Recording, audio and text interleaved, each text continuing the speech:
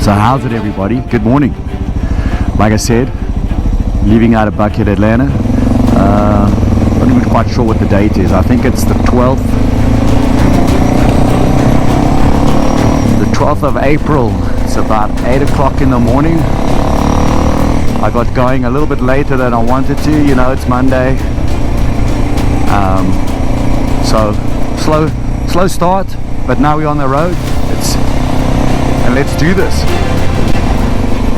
The first leg of this trip, gonna use the freeway, Georgia 400, just to get out of town a bit. And then once I get past the traffic, once I get a little bit further north, I'll go into a side road, Highway 9, a little bit more scenic. So,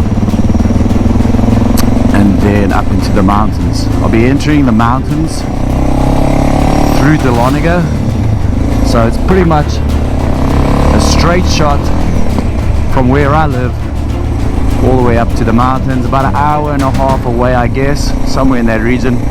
Might take me a bit longer on this bike, so let's enjoy the ride. Alright, let's catch this light. Okay, Buckhead, later, see you later.